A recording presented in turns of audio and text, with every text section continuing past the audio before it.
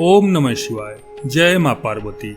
एक समय की बात है, माता पार्वती अपने पूर्व जन्म के बारे में याद करना चाहती थीं, लेकिन उन्हें कुछ याद नहीं आ रहा था।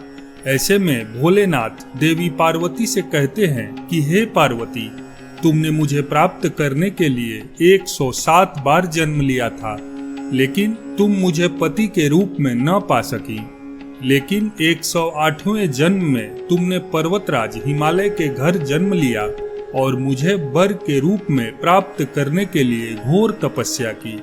भगवान शिव कहते हैं कि हे पार्वती, तुमने अन्न जल का त्याग कर पत्ते खाए और सर्दी, गर्मी एवं बरसात में हजारों कष्ट सहकर भी अपने व्रत में लीन रही।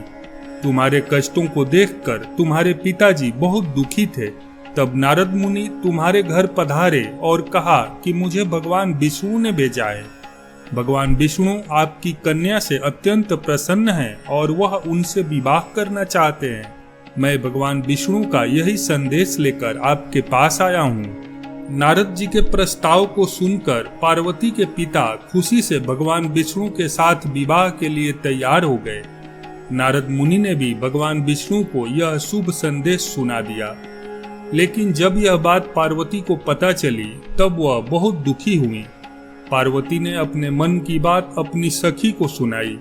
तब सखी ने माता पार्वती को घने जंगल में छुपा दिया।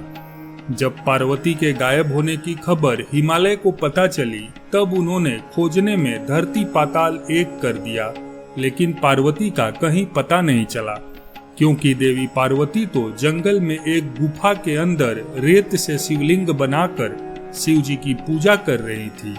शिव जी ने कहा, हे पार्वती, इस प्रकार तुम्हारी पूजा से मैं बहुत प्रसन्न हुआ और तुम्हारी मनोकामना पूरी की। जब हिमालय राज गुफा में पहुंचे तब तुमने अपने पिता को बताया कि मैंने शिव जी को पति रूप में चयन कर लिया और उन्होंने मेरी मनोकामना पूरी कर दी है। शिव जी ने मेरा वरण कर लिया है। मैं आपके साथ केवल एक शर्त पर चलूंगी कि आप मेरा विवाह भोलेनाथ से करवाने के लिए तैयार हो जाएं। तब हे पार्वती, तुम्हारी हट के आगे पिता की एक न चली और उन्होंने ये विवाह करवाने के लिए हामी भर दी। शिव जी आगे कहते हैं कि श्रावण तीज के दिन तुम्हारी इच्छा पूरी हुई और तुम्हारे कठोर तप की वजह से ही हमारा विवाह संभव हो सका। शिव जी ने कहा कि जो भी महिला श्रावणी तीज पर व्रत रखेगी, विधि विधान से पूजा करेगी, तुम्हारी इस कथा का पाठ सुनेगी या पढ़ेगी, उसके वैवाहिक जीवन के सारे संकट दूर होंगे और उसकी मनोकामना मैं जरूर पूरी करूंगा।